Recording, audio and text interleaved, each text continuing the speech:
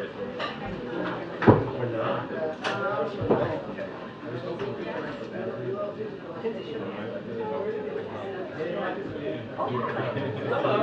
This is my first day back in the since the new. Wow. It really is. Once you're in India, it's good. It feels like the same chair, only with better cushion.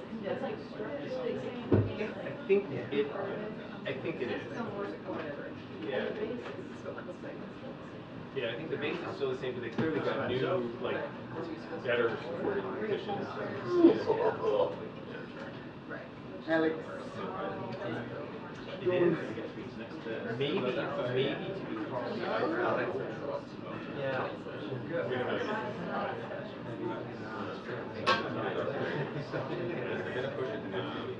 I get, I buy the new iPhone every year, and then I trade it in because the trading value of the previous year's one is still really high. So like my phone will get around $800 worth of trading value, and then the new one is like $1,100. But like it's only, if I do it every year, it's like a car. If I do it every year, and the benefit, which I mean, obviously, like not everybody wants to or can afford to do it, but the advantage is you're almost always on a pretty new battery. So like, like people like I have a friend, a colleague who's like got an iPhone 11, and it's like fine. He's like, but it basically powers the battery by like new, because the battery is like 5 years old. 6.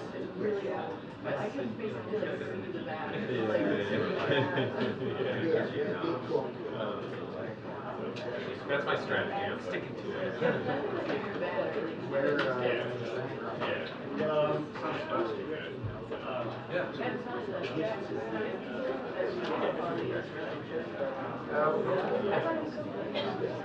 Well, it's all about comparison.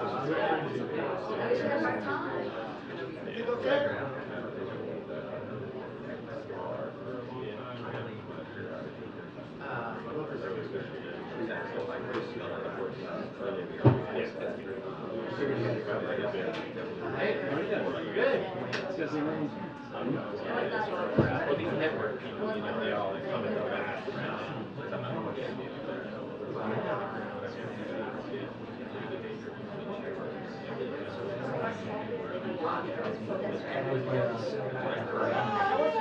This one is good. I mean, but you can use it. When I wore Apple Watch, I used to wear a Swiss Army watch, which are awesome, right? It's not. The new watch is coming out. The next version is coming out. Well, they say they're going to be a new one, but we don't know what it is. There have been some rumors that maybe a smaller version. I don't think it is big, but also just the next generation.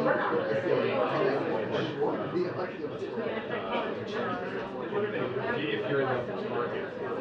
I'm going to be in the market soon. Yeah. I know the drive. They're just not that expensive anymore, especially the aluminum ones. Especially if you turn it in, you get $100 for trade into that.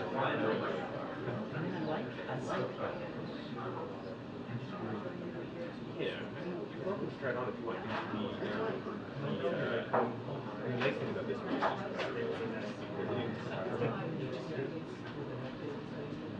so if you miss the night, you're fine.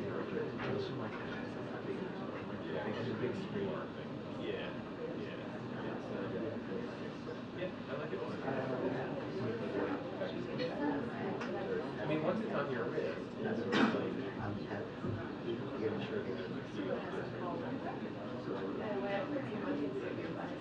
yeah, exactly. I'm really jacked. I'm sorry, dude. I keep getting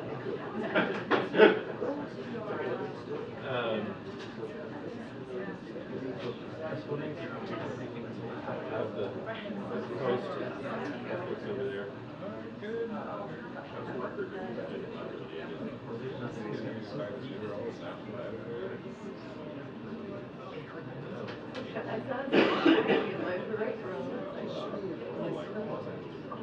Right?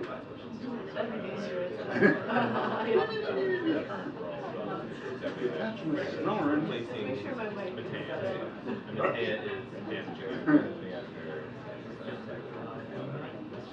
Shifting up, yeah. So that way you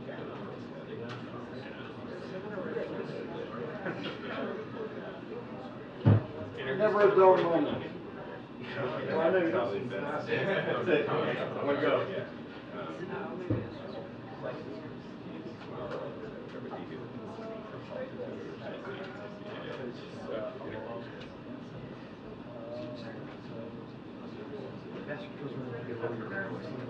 Oh man.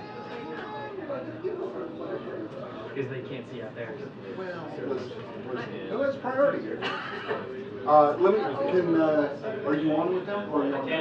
Get on with them and we'll get a bottom of the frame one. And then Susan will come in and she'll like get all up in the shot and ruin everything. Well, yeah, it'll only improve. Get a little hockey trophy and you think, you know. There's a championship game tonight too. So I got that. How low do you need to go from that point? Okay. Now, only our labor negotiations can get us through. That'd be nice. Tell me about it. Yeah. Yeah, tell me about it. Yeah. We're in the middle of ours too. I know. Overtime. We want what the New York Times got. Excuse me, Dan. No comment.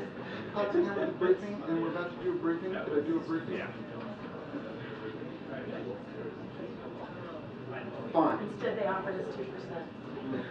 Minor stroke. But he's fine. Resting. I Pretty bad. wish for you It's to okay. get the ultimate thing that we got, although I don't wish for you None of us are getting younger. But I nearly gotta jump. 3 I really years gotta jump. without a contract that it I took. think we're already at a year and a half. Yeah. It was a pretty brutal. We're in the midst of ours. Oh. I'm one of the negotiators. Oh. If I ever say, take your longest money, cut in the skull and sit there. Next time you're in Edo Alley in Annapolis, I'll toss you overboard. No. Well, yeah, it's my neighborhood. Negotiations with council. There you go. I cruise down there with my 18.5 police jet. That's millions and millions of dollars. Yeah, I was part of the negotiations, probably 12 years ago. All the health and safety for all the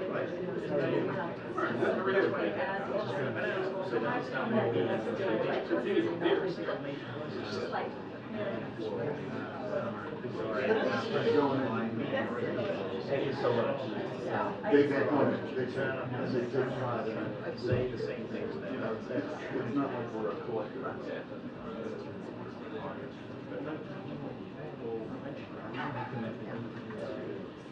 Yeah, right. You know, sometimes we're out and keep getting more people. Yeah, right. Right. Funny. it's hard.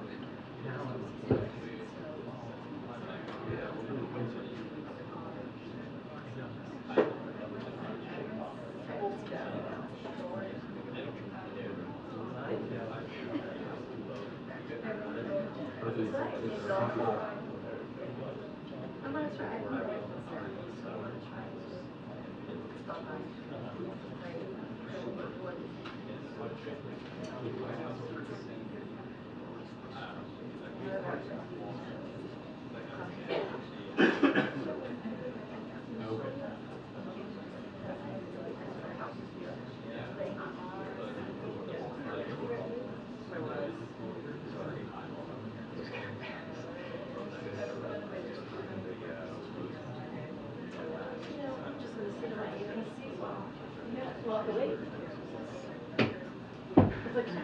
Brand new. Oh, it's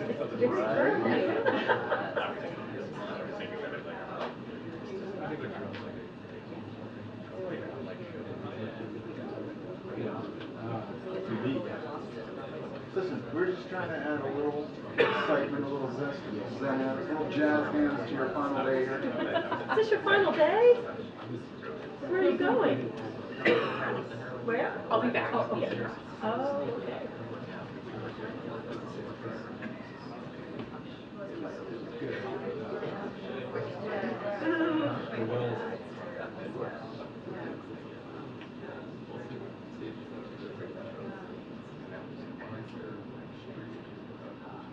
Other people move on, but we're still here.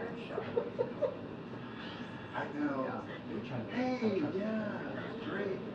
Yeah, what have I done with my life? I make my life choices. I don't know. Yeah. I don't know either.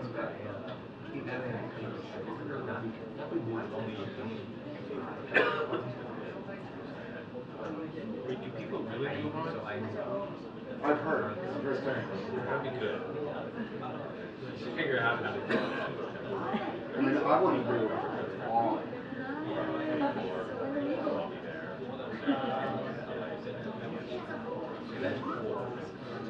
Susie, another book.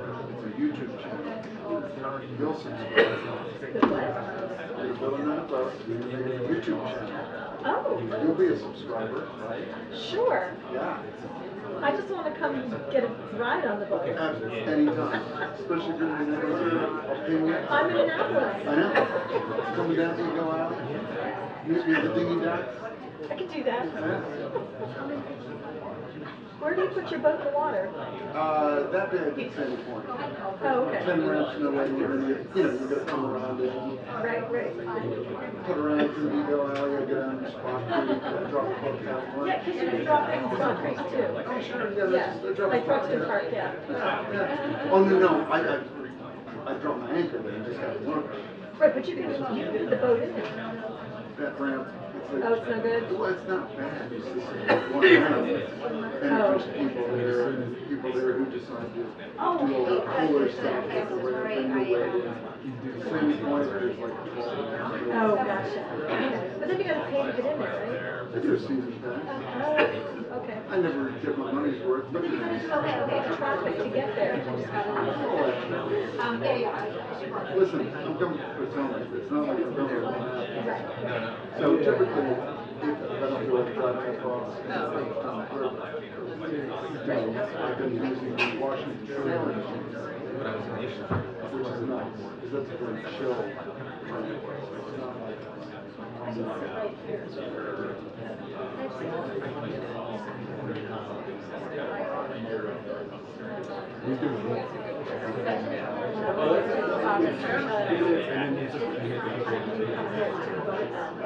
yeah, right. And he would put the boat inside, and I would always do spring, you know, I would, then I would back the boat out so that other people and stuff were waiting, and he said, and he had this like whole lot of discussion, you know, let somebody else, you know, do it, and he's like, nobody else does that, so, you know, right, but the funny thing was, when I did do that one time, we had to wait for someone to drop theirs to go up, and then it took long to finish, because they weren't respectful either. So, you know, it's the stuff that.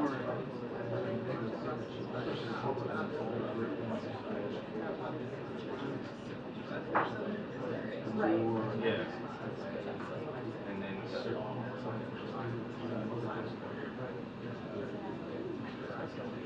kind of like bicycles in car lanes. Are you gonna like be like a car and sit up, or would it be to suit you, would it be like a pedestrian? Sit in the car. Yeah.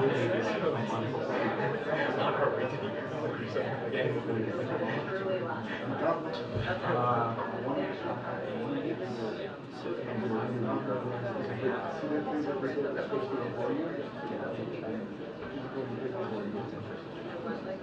Because we can't use that, we should be and there's apparently some ungrounded lines and stuff. There's a little bit of charge going into the water. Oh, that's nice. Yes, and look at my community board, there's been discussions about it. Oh, wait a minute. Well, Well, they don't know where it is. Because there are signs. No swimming? Warning shock. Yes. There's some electrified, some Well, there's open some line marines, somewhere. there's some marines who are tied up on Spot Creek, and it's probably one of the, power stations that's not. They apparently it's gonna cost us loads of money to figure out where it's coming from, so they're not doing it. And we used to swim in there. Cold now. Yeah, I know. Imagine one straight turn.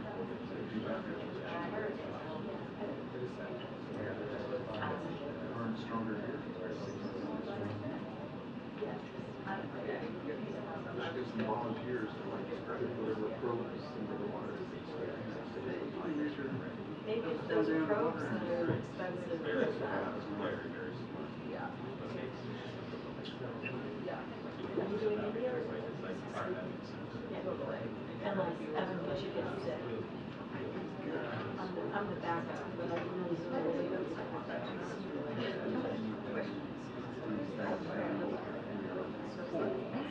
Right. There is no real better way to get the unilateral watershed. And like India, that is Locals, yeah.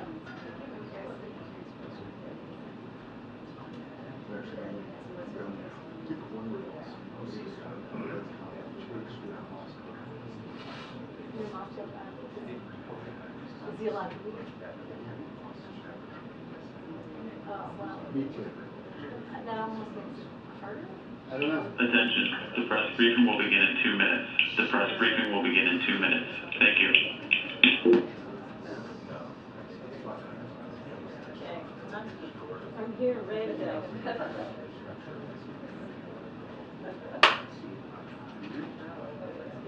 So is that your sound? Well, on channel 2.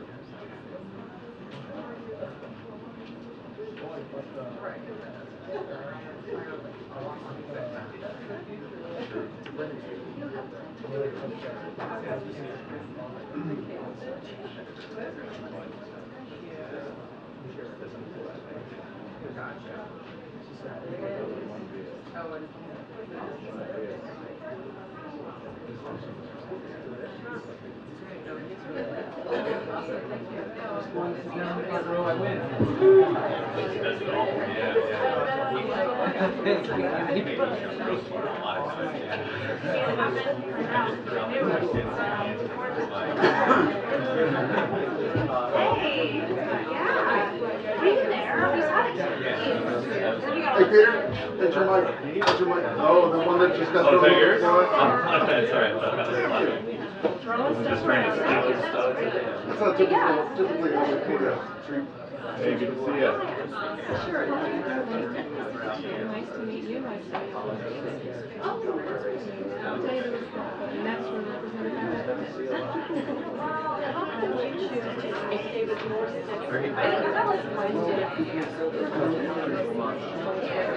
He kind of makes it seem like it's And in fact, almost better.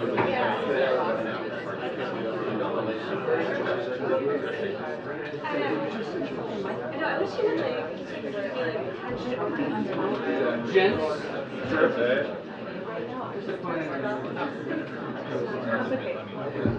Oh.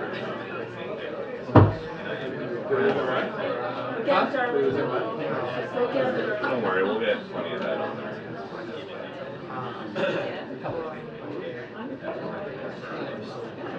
Sure has. Been pretty good. You know, technically, because of the kids are in school, so these happen.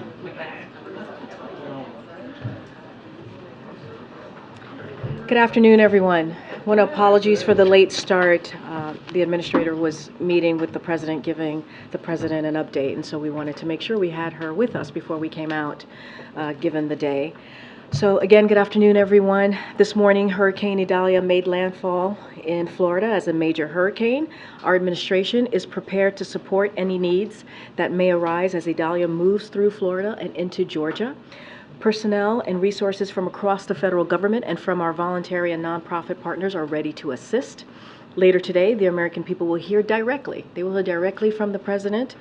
He will speak about our efforts to respond to Hurricane Idalia and our ongoing commitment to help the residents of Maui recover after the tragic wildfires earlier this month as well.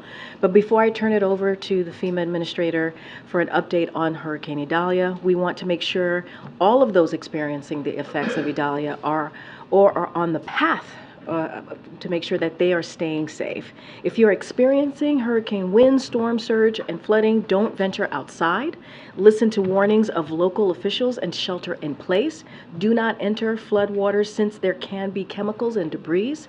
If you are in the projected path of the hurricane, please remain alert, closely monitoring any changes to its path. Listen to local and state officials for guidance and evacuation notices, and finish your preparedness.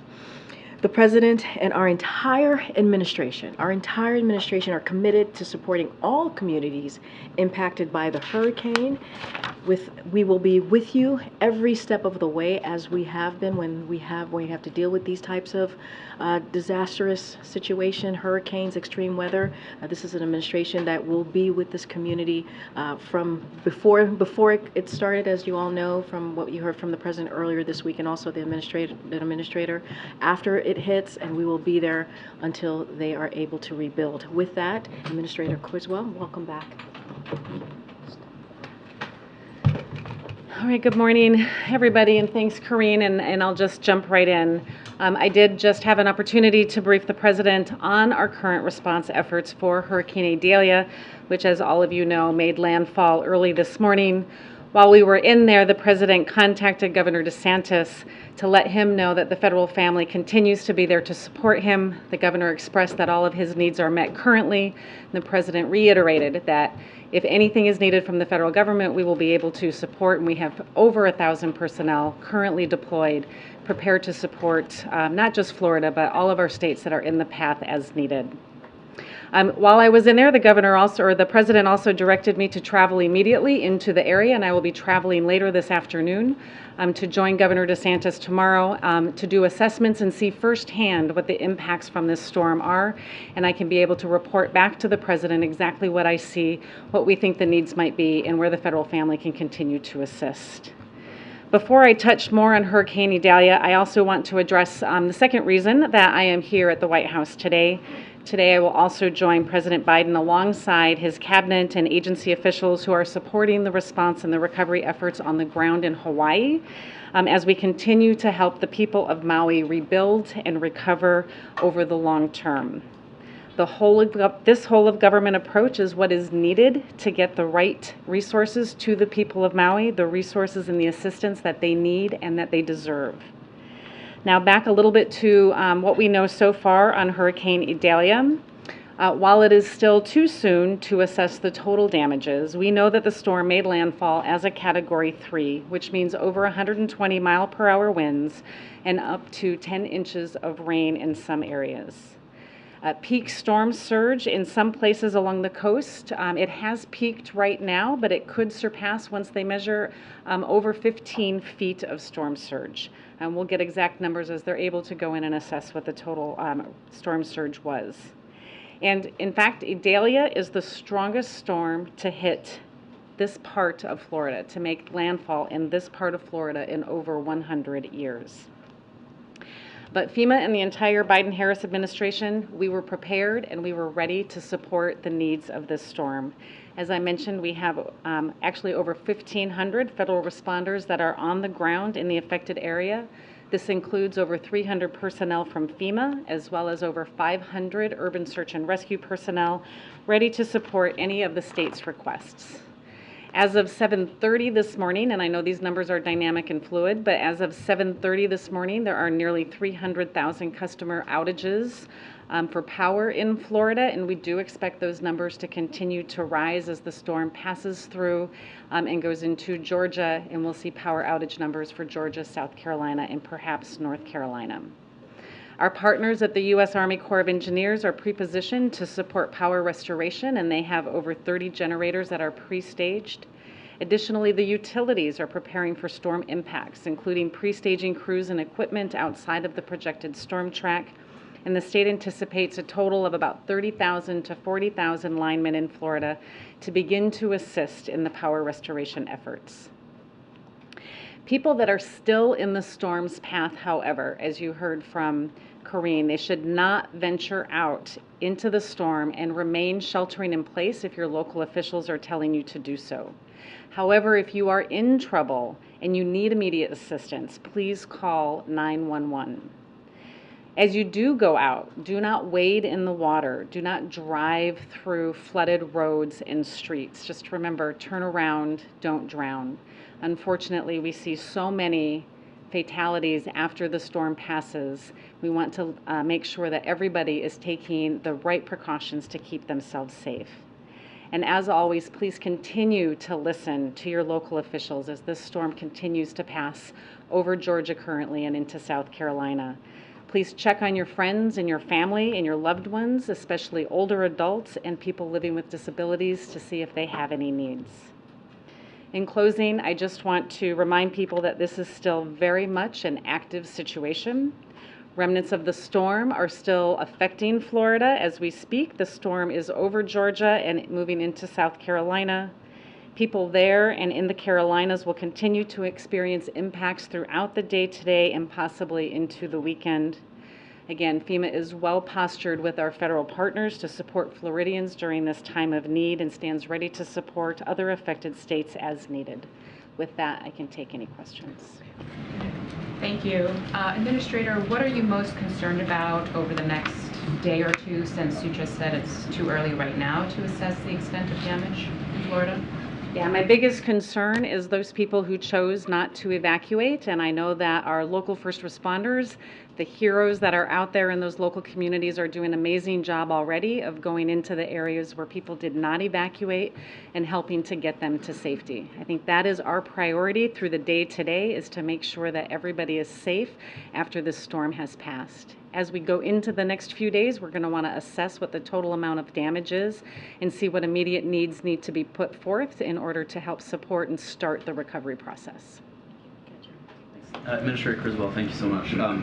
Could you just take us a little bit into that briefing that you had with the President today? What is he most concerned about? What was he most focused on? Any other direction that he gave to you other than to fly down to Florida? And then secondly, you said that Governor DeSantis is satisfied with the federal response, doesn't need anything additional. Was there anything else discussed on that call? Yeah, the President's main concern is making sure that we are bringing everything that we have in to support these states as they're having immediate response and life-saving needs or beginning to start their assessment and their recovery process. I think it's incredibly important that our governors know that we are ready and postured to bring in all federal resources to support any of their life-saving and their life-sustaining needs in the very near future. The conversation with Governor DeSantis was that, reiterating the fact that we already have over 1,500 personnel there in the area to be able to support. And the governor currently has no unmet needs, but as we begin to assess, right, as the governor assesses and as I get on the ground tomorrow to assess, we'll see what additional needs might be there and if any of those resources need to be employed or we need to move more into the area. Has the President spoken yet with the governors of Georgia or South Carolina as well, or any plans for that to happen? I believe he was preparing to contact them after I left so I could come to this briefing. Good job. Thank you. Administrator, to what extent do you attribute climate change as a cause of this storm and the other weather events that we're seeing over the last weeks and months? Yeah, I'm not going to attribute the cause of the storm, but what I can say is that we are seeing an increase in the number of severe weather events. And what we saw with this storm, as we have seen with several of our hurricanes over the last few years, is that they are intensifying more rapidly due to the elevated heat of the water temperature in the Gulf or in the Pacific, or whether it's in the Atlantic. These storms are intensifying so fast that our local emergency management officials have less time to warn and evacuate and get people to safety. This is something that we have to take into consideration as we build our preparedness plans, as our local communities build their preparedness plans on how they're going to communicate and prepare their communities for the types of storms that they're going to face in the future. Secondly, more specifically on this storm, do you have any sense, or is it too early now to say what the cost of recovery will require or will be? Yeah, it's far too early to even estimate what the cost is. It's still unsafe in many parts to even go out. That's what's going to happen over the next several days, is to really get a good understanding, an initial estimate of what we think the costs will be and what the amount of impact to these communities has been. Just to follow on that, with what you've seen so far, how long do you think it will take to get that full assessment, and how long will it take to understand the costs of the recovery efforts? Yeah, we have rapid assessment teams that have been pre-positioned, ready to go out as soon as it's safe to do so. And so those are personnel that will integrate in with the state personnel to go see what the damages are. But we also use technology, right? We use aerial imagery and satellite technology, and we use our geospatial information to get a better idea, so we don't have to physically put people out there, and it allows us to make these types of decisions much quicker than we've been able to in the past. And so, again, it will take several days to get a full understanding of what the initial assessment, damage assessment is, but it will take longer to get the full picture of the total amount of impact to these communities. And yesterday you had said that FEMA's disaster relief fund was running low. With what we've seen from this storm so far, there's also the Maui fires. Do you think there's enough funding? Are you confident there's enough if there's another extreme weather event in the next month? Yeah, so yesterday, as I announced, I directed my personnel to implement what we call immediate needs funding, and that prioritizes the remaining funding within the disaster relief fund to support those life-saving efforts.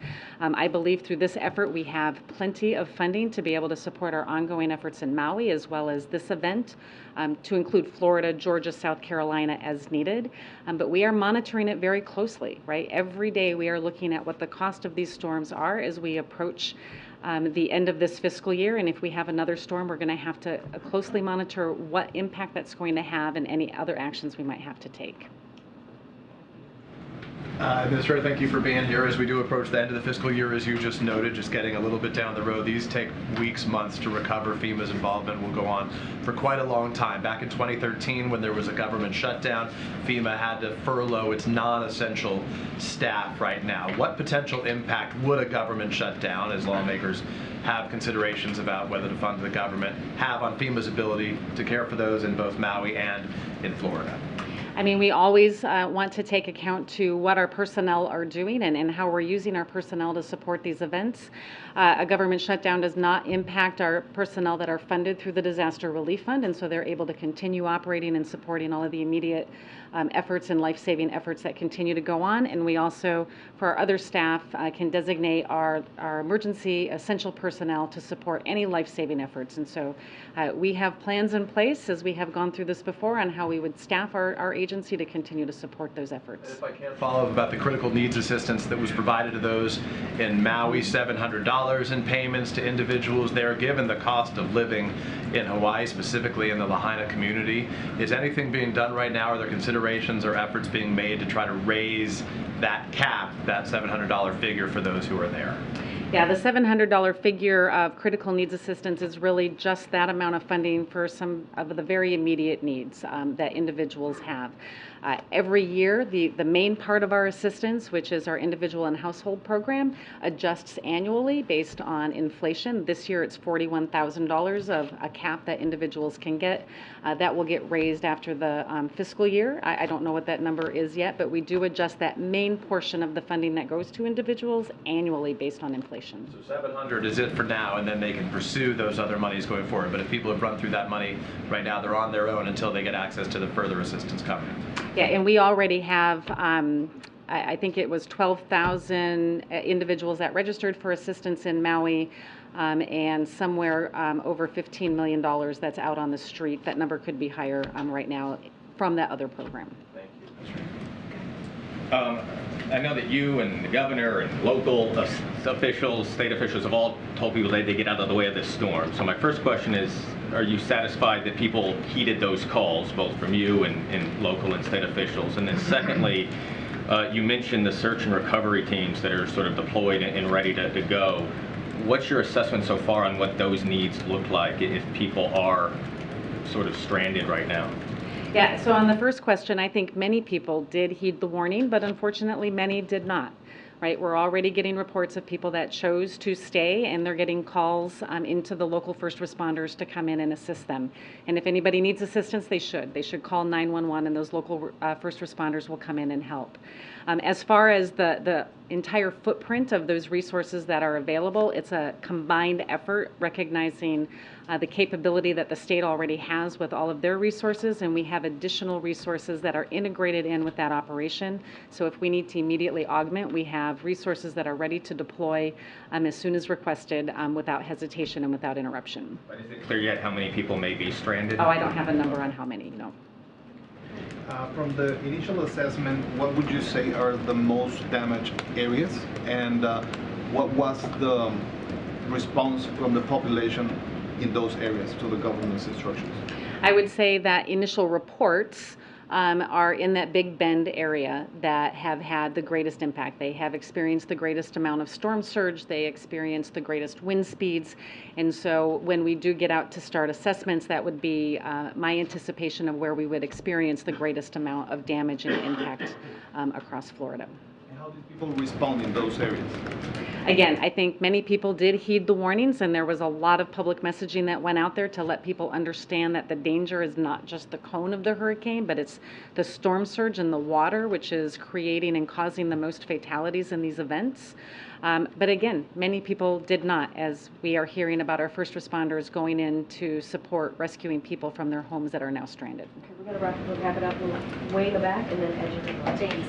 On the immediate needs funding, I'm curious if you have recognized the potential long-term ongoing recovery efforts that could be at risk here. So if I understand the long-term recovery efforts based on right now, or what it looks like going into the next fiscal year? Going into the next fiscal year, which ones are at risk here if you do not get the funding you need? Yeah, so what immediate needs funding does is the work does not stop, right? The projects continue to go underway, our longer term recovery projects for the variety of disasters that we've experienced over the year. The obligation or the reimbursement of the funding for those is delayed into the next fiscal year. If it gets delayed into the next fiscal year, then that just starts us out at a smaller balance of what we had anticipated our needs would be for fiscal year 24. Are there any ongoing efforts, though, that you've identified that would be at risk if it comes to that? Again, the funding or the work itself does not stop. It's the funding that just gets delayed into the next fiscal year. Okay, last question. I want to take you back to Hawaii, Administrator, because there's still a lot of questions among officials in Maui and Lahaina and across Hawaii about who was in charge in the hours as the fires burned and then the hours after. You're a veteran local emergency management official, state emergency management official now at the federal level. How do you assess how officials there responded? Are there lessons to be learned perhaps for other communities? And is your agency prepared to work with congressional Republicans if they launch investigations as they say they will? Again, I was not there during the response, and so I would be out of line to assess how they responded during the time because I did not experience what they were experiencing. What the federal government does is we come in and we support their efforts, and that's exactly what we did, and we will continue to support their recovery and their rebuilding efforts as they move forward. Were you being properly briefed by FEMA authorities in Hawaii that would have been working with those officials? What I was briefed on throughout the time is my regional administrator, Bob Fenton, happened to be in Oahu for another meeting, and he was engaging with the team and giving us updates as to the spread of the fire and what the population was impacted and what the potential federal resources would be needed to come help support the initial response and then the ongoing recovery efforts. And if congressional Republicans want you or other agency officials to testify about what went on in Hawaii, I'm happy to testify on what the federal role was in this process. All right. Thanks, everybody. Thank you so much. All right. Thank Safe you. travels tomorrow. Thank you.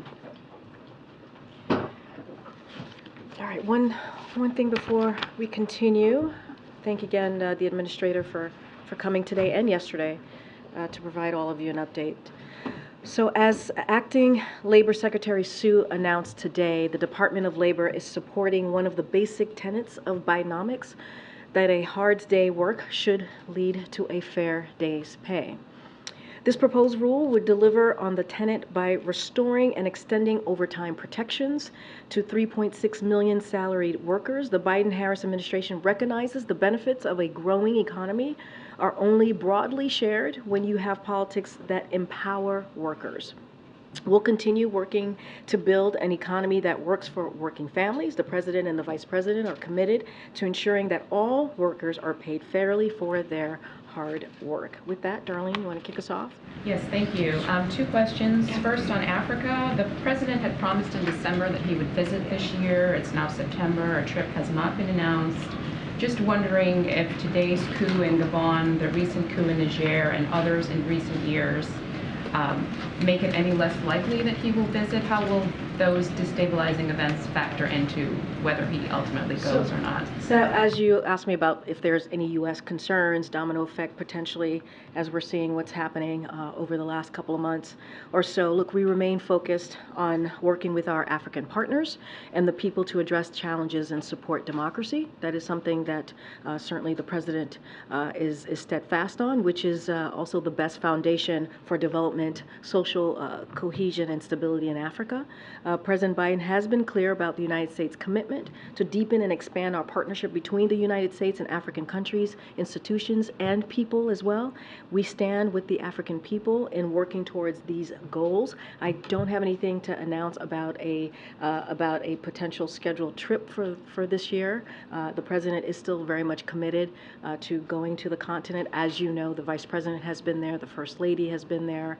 So you've seen a commitment throughout, and also other secretaries clearly in this administration. So you've seen a commitment from us for the continent. We had a very successful, as you all know, meeting with African leaders just last winter. That went very well, and that commitment continues. As soon as we have a date and a location clearly laid out, we certainly will share that with all of you. And then a second question closer to home. Will the President stay in Washington this weekend, given what's going on in Florida? We don't know the extent of damage.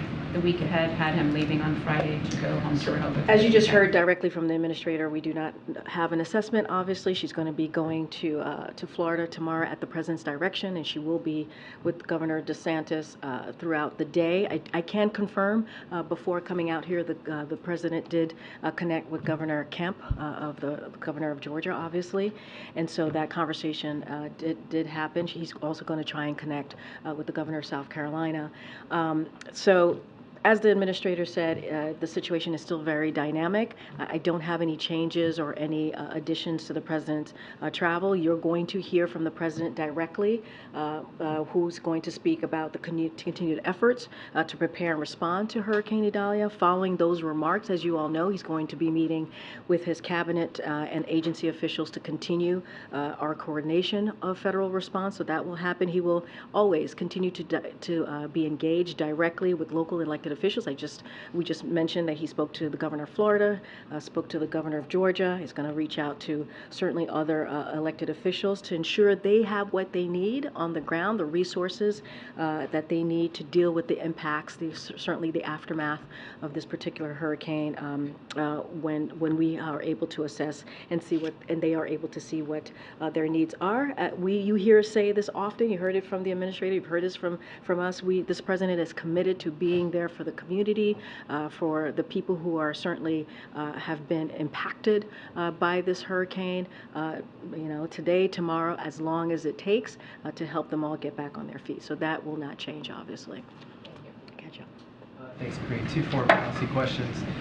The Kremlin acknowledged today that the plane crash that killed Prigozhin may have been a deliberate act. Does the White House have a response to that? So, I was kind of asked this question yesterday. I don't have any new assessment or anything to share with what the Kremlin or Russia, the government may have shared. What I have said yesterday continues to be the case. It seems pretty evident what happened here. As the President said recently, and I'll quote him, "There's not much that happens in Russia that Putin is not behind," and that was not just predictable, but it was predicted. Very same words I used yesterday. So we all know that Kremlin has a long history in killing its opponents. We know how forthcoming and if I will, forthright Prigozhin was in these past several weeks or couple of months, and so this is not surprising. I just don't have any new assessment, regardless of what the Kremlin or the government of Russia wants to share. On a separate topic, Nigerian police raided a gay wedding in a arrested 67 people there today. Wondering if the White House is tracking that and has a reaction. So this is the first I'm hearing of that. I haven't spoken to our teams here about that particular incident. Look, you know, we've been very clear. The president, when it comes to LGBTQ community, he has been an ally and supports that community. He will continue to do so. He will always speak out when it comes to any type of humanitarian, mistreatment, even across the globe. And he has always been very forthright in talking to leaders about that as it relates to this particular event. I just don't have a comment for you at this time. Catch. Thanks, Karine. There's a report in Bloomberg that that the Assistant Secretary of Health has recommended rescheduling marijuana as a Schedule III drug. I'm wondering if the president would support that move, and secondly, just where does the president currently stand on the issue of decriminalizing marijuana? So look, the president actually asked the Secretary of HHS and also the Attorney General to initiate the administrative process to review how marijuana is scheduled. As you know, the administration process is an independent process led by HHS, led by the Department of Justice, and guided by evidence. So not going to comment on that. We're going to let that process move forward. And again, it's going to be an independent process that's led by HHS and DOJ. So any specifics on that, I would refer you to HHS. And more broadly on the question of decriminalizing, which would be going further than this? I mean, look, he's asking HHS and DOJ to take a look at it, to do an initial administrative kind of process or review, if you will. It's going to be an independent process. They're going to certainly use the evidence. It's going to be guided by evidence. And so I'm going to leave it to HHS and DOJ to move that process. And so we're just not going to comment specifically on that. The president's about just over a week away from heading off to India for the G20. He's scheduled to be in Rehoboth this weekend. Given all of those scheduling concerns, how likely is it that the president would make it down to Florida before heading abroad? Is that a goal of his that he would like to try and get down there before he goes out of the country? So look, don't have any schedule additions or travel to add at this time or to share at this time. Clearly, as you just heard, the administrator is going to go there tomorrow, is going to be with the governor, and that is at the president's direction.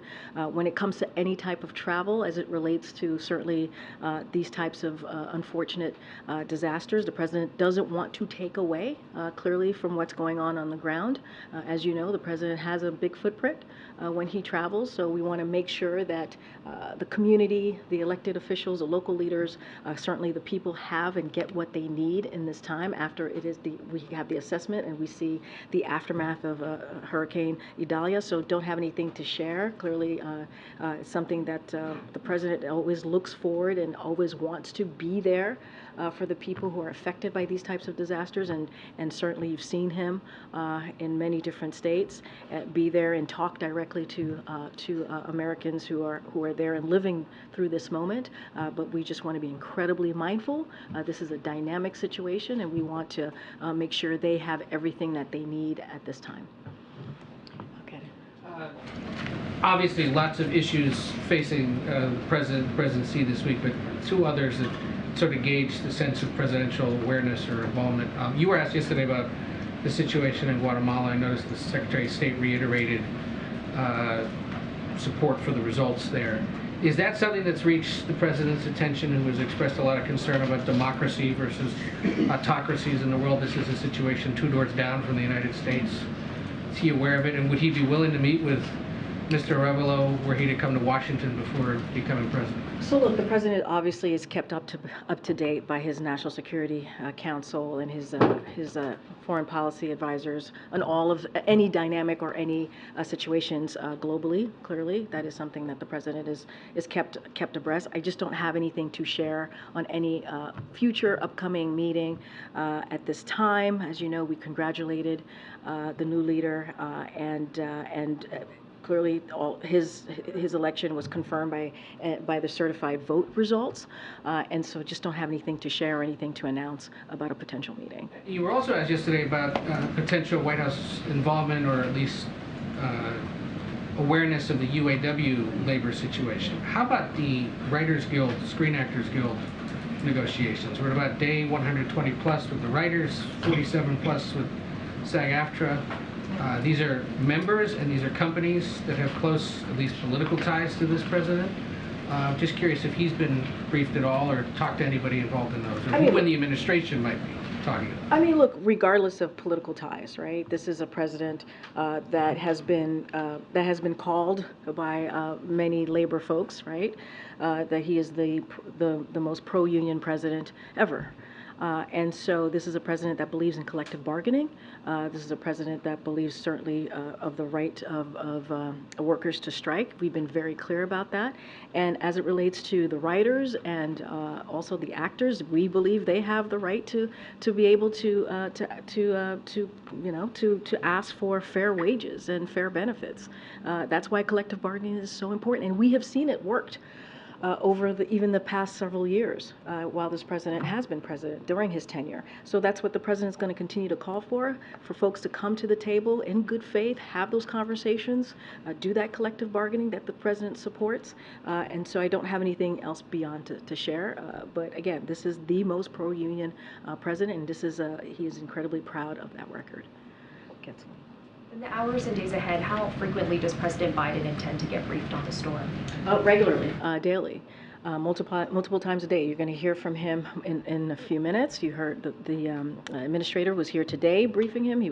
She was here yesterday in person briefing him. This is something that the president is keeping a very close eye on, as all of you are following this very closely. This is important. It doesn't matter if we are this is not about politics. We should take politics out of any type of disaster that we see that the American people are having to suffer or deal with. And so this is not about politics. This is for the president. This is about being a president for all Americans. And so he is going to be closely watching this, getting updated regularly to make sure that the people in Georgia, in South Carolina, in Florida are getting exactly what they need. And so that's going to be the president's focus. Thanks, Karine. I wanted to ask about a possible government shutdown. Some conservatives have been on the Hill, have been talking about it not being a big deal, that no one will really notice. Can you talk a little bit specifically about what would continue to work during a shutdown and what would stop? So look, I appreciate the question. I'm not going to get into hypotheticals. Here's what we know, and here's what I have said when I've been asked this question. It is that there's absolutely no reason at all for Congress to shut down the government. There isn't. And this is a question for Congress to answer. This should not be happening, and they should fund these vital government programs that the American people rely on. And these are critical needs we've requested. When you think about what we've requested and asked for when it comes to emergency funding, right? When it comes to what we came to the table when it comes to the budget agreement, this was a bipartisan agreement from both sides. And so there is no reason at all that Congress should be going down the path of shutting down this government. Can you confirm, though, at least that federal criminal proceedings would continue in a shutdown, including those involving the former president? You would have to ask the Speaker of the House and Congress on that question. That is not something that I can speak to here. You would have to reach out to Department of Justice. You would have to reach out to Congress, whatever it is that they're doing on that side. That is something for the Department of Justice to speak to. That is not something for me to speak to. But I will say that as it relates to the engagement that we have been having with the Hill on whether it is government funding or any kind of legislative process. Look, we have our OMB director, Shalonda Young, our Legislative Affairs Office, have been in regular contact with them. We are engaging with congressional members on the Hill, and that's going to certainly continue. I want to ask you quickly, President Biden awarded the Presidential Citizens Medal to two Fulton County election workers, Ruby Freeman and Shay Moss. In the past, a federal judge today ruled in favor of those women who had sued Rudy Giuliani for defamation, ordering that the attorney that Giuliani pay sanctions. Just your thoughts on this now that it has been completed, it's no longer in the hands of the courts. The judge has delivered her ruling. What do you make of that? I'm just not going to comment on that at this time. Thanks, Karine. Senate Minority Leader Mitch McConnell had another episode in which he froze while answering questions today. I know the president spoke to him the last time this happened and spoke to him when he has had previous health issues. Do you know if the president is aware of this and whether or not he's likely to? I haven't spoken to the president, so I don't know if he's aware of this. And then secondly, on Labor Day, I wanted to follow up to see if there are any announcements for how the president's going to mark Labor Day this year. And just to step back on your question about Senator McConnell, clearly we wish him well, a speedy recovery. As you know, the two of them have worked together and have known each other for some time, but I can't speak to a call or a conversation. I just haven't asked the president about that. As it relates to Labor Day, clearly that's a day that the president enjoys celebrating, as it is an important day for the labor community. I just don't have anything to share. Once we get closer to that date, certainly we will lay out what the president plans to do. At the beginning of June, the White House announced that the Education Department was going to be appointing a coordinator to address book bans. I asked the Education Department for a status update and couldn't get an answer. So since we've got students returning to the classroom now, can you give us an update on when this effort is going to start? So that is something for the Department of Education to speak to. I don't have an update for you on that particular question, but again, that's something for the Department of Education. I know they're going to announce somebody. I just don't have it right this time. So they are going to be announcing someone? I just don't have. I know they said that was announced that there was going to be a bookstore. I just don't have anything for you at this time. Will it be possible at some point to get a description of what this coordinator has done, what schools they've reached out to, what that outreach has looked like?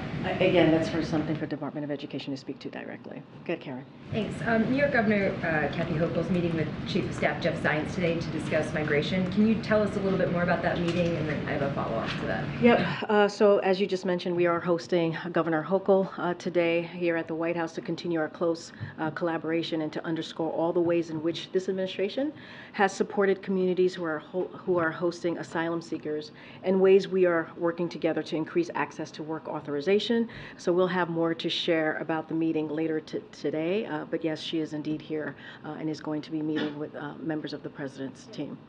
I have another follow-up, but will there be a readout of that from the White House? We will have more to share later today on the meeting. I just don't have anything specific on how that's going to look like. And Hochul and other Democrats have been pushing the administration to expedite work authorizations for asylum seekers who are already here. Does the administration see that as a viable solution to getting people out of shelters faster? So I'm not going to get ahead of the conversation that they're going to have. I do want to say that DHS met recently with state and local. This is the assessment team that you've heard us announce not too long ago. They met with local and state officials and to outline, and they outlined nearly 24 ways or recommendations to strengthen certainly their operations. The administration across several departments and agencies identified a number of federal sites across New York State for housing. Additionally, the Department of Interior is negotiating a lease of Floyd Bennett Field with the city and state. So that conversation that continues to happen. Again, that happened, I believe, on Monday. When it comes to the work authorization, look, this administration has led the largest expansion as it relates to pathways. Lawful pathways in decades, and we are committed to building a humane and safe and orderly immigration system. Those who arrive through those lawful pathways are immediately eligible to request an employment authorization document. That's how that process works.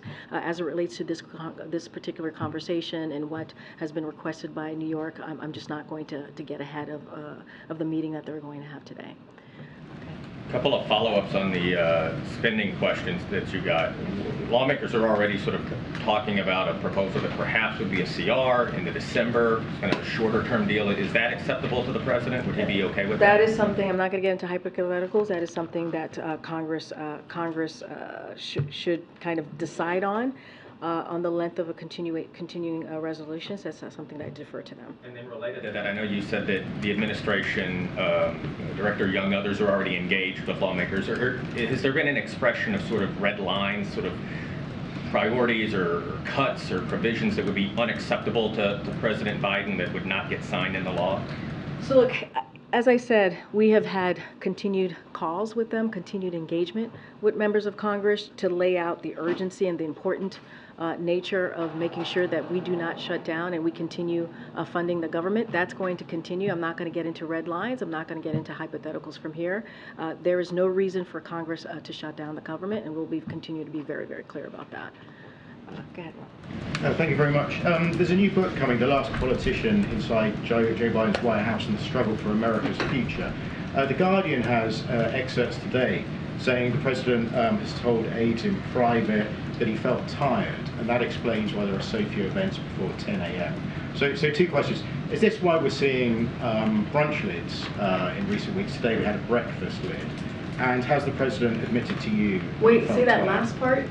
So is that why we had a breakfast lid this morning? I mean, the book is... what? There was a breakfast lid came to the press for the first time, I think. We've had some brunch lids in recent weeks as well. So my question is that a reflection... So you think we've had those lit because of this excerpt? Not because of the excerpt.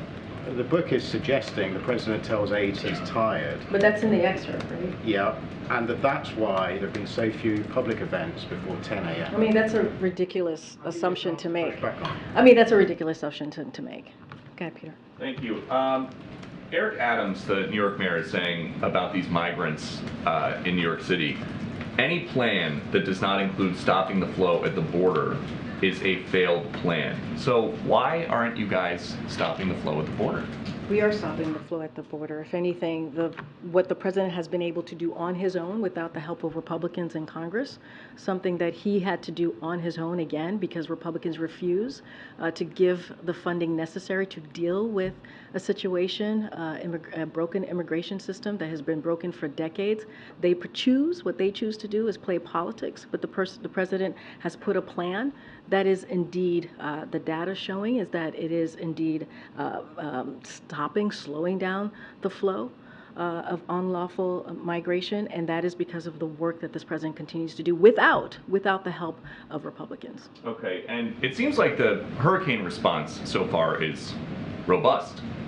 Did you guys realize that the initial Hawaii wildfire response was not that good? Or is it just easier for people to get help from the White House when the president is not on vacation? So the premise of your question and the way you pose your question, I disagree, just for the record. So if you were to do your reporting and speak to the governor of Hawaii, the senators of Hawaii, the folks on the ground, they would say that the president reacted in record time when it came to dealing with the wildfires, when it came to dealing and making sure that they got everything that they need on the federal level to deal with what was going on the ground. Let's not forget there were more than 600 federal employees on the ground already to assist with the wildfires in Maui. So your question is wrong. It's flawed in many, many ways. And I would advise you to go speak to the governor and the local and state officials in Hawaii. Okay. Thanks, Karine. Putin is supposed to visit China in October. This is the first visit, if it happened, this is the first visit after a warrant of his arrest has been issued. What do you make of that? I'm just not going to speak to Putin's travels. I was kind of asked this question yesterday. It doesn't change. I'm not going to speak to his travels. One more question on Russia. I understand you don't want to comment on Prigozhin plane incident, but many U.S. officials went on the record and said having him march toward Moscow, it was a sign of weakness. Now, killing him, does that reflect a sign of strength in your assessment? I mean, I've answered the question. I mean, the president basically said there's not much that happens in Russia that Putin is not behind. I mean, this was not just predictable, but it was predicted. Like we have said, we know that the Kremlin has a very long history in killing its opponents. So I think we've been very clear here about our thoughts. I'm just not going to. I don't have any new assessments. I don't have an assessment to make, but there's a history here. So I'll leave it there. Go ahead. Thanks, Karine. I wanted to go back to the question, or what you were answering about legal pathways for migrants and the work authorizations. When I've spoken to advocates, people who work with parolees when they arrive in the United States, sponsors, the number one thing they say is how long it takes to get work authorization. I didn't hear you talk about necessarily what you're doing to speed that up, given that you've opened these pathways so that people can come here temporarily from certain countries. So just to give a little bit of how this works, the process for applying for asylum and applying for employment authorization based on asylum applications is established under current immigration laws and can only be changed by Congress. That's how this process works. The law established a 150-day waiting period to apply for work authorization and an additional 30 days to be eligible for approval. That's how the process works. Again, this is something that Congress put forth, and the only way that it can change is through Congress. Have you asked Congress to work on that? Well, we've had asked Congress to help us just revamp and deal with the broken in many different ways, including this, to help us revamp and actually fix a broken system. We have asked Congress to do that from day one. Remember, the president put forth a comprehensive immigration reform legislation. So this is something that the president has made a priority. The first piece of legislation that he put forward dealt with the immigration system. Again, this is something that, when it comes to this system, the president wants to do this in a humane way. And he has taken actions to work on this issue on his own without the help, certainly, from Republicans in Congress. I also wanted to ask you, Administrator Criswell, when she was here yesterday, talked about, and again today, about the rise of extreme weather, this idea of FEMA having to deal with an unprecedented workload. Is the president thinking about it all outside of your funding request to Congress? Any changes in structures within the White House, any changes within agencies that would help support what we're seeing, which is more extreme weather, more often, more people needing help? I mean, I don't have anything to share about structure within the administration, but I would say this. Oh, I mean, look, I'll say this. We've asked for $12 billion, right? FEMA has asked for FEMA to continue to doing its work. That conversation is going to continue. Obviously, the administrator laid out what that means for her work. As it relates to extreme weather, one of the reasons the president has called climate change a crisis and done the work, historic work that he's done on dealing with climate change is because of that, right? Is because we're seeing this change of pattern. We're seeing how rapidly and how quickly this extreme weather, hurricanes are coming about. That's what the administrator just said. And so, look, there's a lot of work to do. The president has taken this very, very seriously. That's why the Inflation Reduction Act was so critical and important. The biggest investment in dealing with climate change. That's why the bipartisan infrastructure law is so important. So this is work that the president's going to continue to do to deal with an issue that is a crisis, not just here, but globally. As it relates to any changes within the administration, I don't have anything for you on that. But right behind you, go ahead.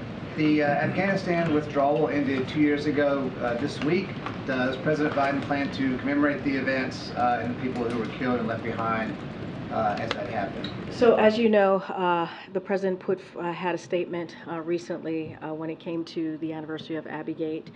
So just want to state this as it was stated in the president's statement, that we'll forever honor the memory of the 13 service members who were stolen far too soon from their families, loved ones, and brothers and sisters in arms while performing a noble mission on behalf of our nation.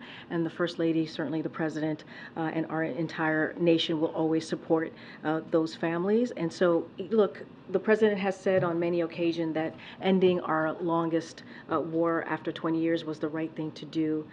He refused to send another generation, you've heard him say this, of Americans to fight a war that should have ended a long time ago. America is no longer is no longer there. Obviously, it is on a stronger footing, more capable to meet our security needs around the world, because we are not fighting a ground war in Afghanistan, and we continue to put pressure on Al Qaeda and ISIS-K while also focusing on terrorist threats elsewhere. And so that's going to be the president's focus, to make sure that our homeland is protected, that Americans are protected, and that's what the president's focus is going to continue to be. I have one more question. Go ahead. A question about North Korea, the missile launch earlier this morning. Anything you can say about that? And then also, we heard about increased cooperation between the Russians and the North Koreans with respect to weapons for the Russians. I'm wondering if the president would consider meeting with Kim Jong-un because of this increased cooperation, and he can't seem to get a response from the North Koreans. So a couple of things, and I know my colleagues spoke to this is Russia and North Korea just recently during a gaggle. So just to reiterate what he said is in part due to the success of U.S. sanctions and export controls. Russia has been forced to turn to rogue regimes like the DPRK to try to obtain weapons and equipment to support its military operations in Ukraine. We have previously warned that Russia is actively seeking to acquire additional munitions from the DPRK. Today, as my colleagues shared, we shared new information that arms negotiations between Russia and the DPRK are actively advancing. Russia's Minister of Defense recently traveled to the DPRK to try to convince Pyongyang to sell artillery ammunition to Russia. And our information indicates that following that visit, another group of Russian officials traveled there for follow-up on discussions about potential arms deals. Any arms deal between the DPRK and Russia would directly violate a number of UN Security Council resolutions. We urge the DPRK to cease its arms negotiations with Russia, and we are taking action directly to exposing and sanctioning individuals and entities working to facilitate arms deals between Russia and the DPRK. So we will continue to identify, expose, and counter Russia attempts to acquire military equipment from the DPRK or any other states that is prepared to support its war in Ukraine. As it relates to the missile, we condemn. We've been very clear about this. Condemn the DPRK's latest ballistic missile launch. This launch is in violation of multiple United Nations Security Council resolutions and possesses a threat to the DPRK's neighbors and international community. We remain committed to a diplomatic approach to the DPRK and call on DPRK to engage in dialogue, as we have for some time now. Our commitment to the defense of the Republic of Korea, Japan remains ironclad. Any specifics on that, I would refer you to Indo-PACOM and for any additional comment, and I just don't have anything else to add on that. To your calls for engagement, would the President consider a meeting? I just don't have a meeting to speak to at this time, but look, we just don't have anything to share on that at this time. What I can say is that our lines of communication is open. We've been very clear on that. I just don't have anything to share on a potential meeting. With that, I'll see you guys tomorrow. Thanks, everybody. Thanks, Karine.